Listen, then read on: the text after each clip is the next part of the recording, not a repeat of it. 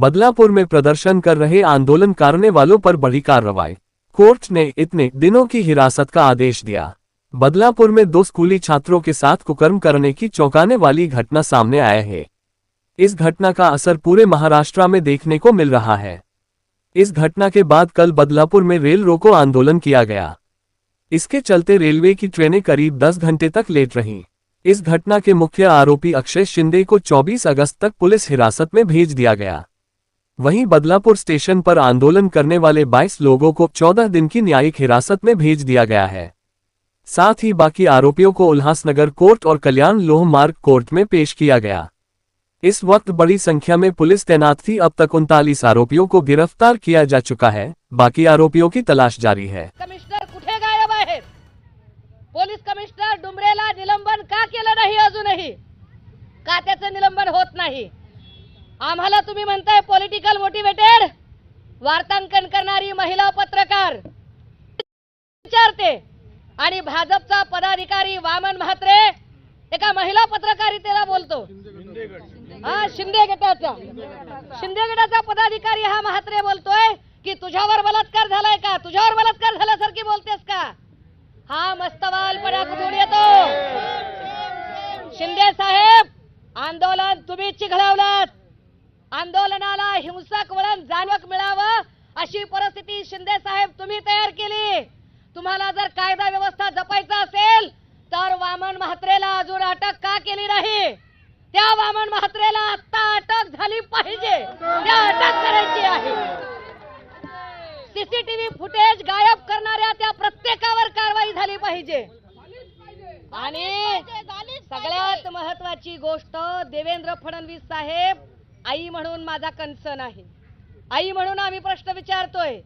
माजलगाव मधल्या चिबोर्डीच्या त्या बलात्कार केस मधल्या जबाबदार लोकांना अजूनही तिथल्या पीआयने अटक का केली नाही? अशा पीआयचं बडतर्फी, त्याचं निलंबन का करू नये? माहिती घ्या।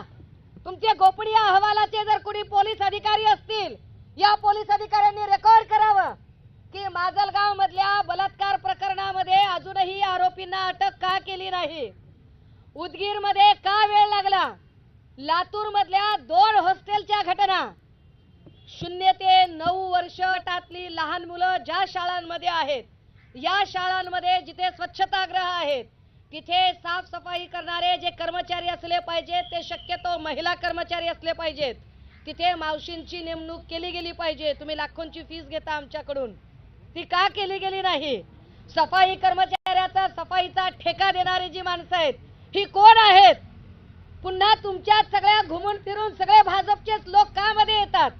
का सत्ताधाऱ्यांच्याच लोकांकडे पुन्हा पुन्हा संशयाची सुई वळली जाते? आणि शिंदे साहेब, आपण जर पॉलिटिकल मोटिवेटेड म्हणताय तर आम्हाला प्रश्न आहे। आपल्याला प्रश्न आहे आमच्याकडून की काल दिवसभरात या संबंध घटनेवर व्यक्त होणं अपेक्षित होतं कुणी? एक दीपक केसरकर आणि दुसरे राज्याचे गृहमंत्री देवेंद्र फडणवीस जी। केसरकरांना संध्याकाळपर्यंत जाग येत नाही। तुमचे बोल घेवडे नरेश मस्के आणि टिल्ले पिल्ले लोक पुढे येऊन बोलतात।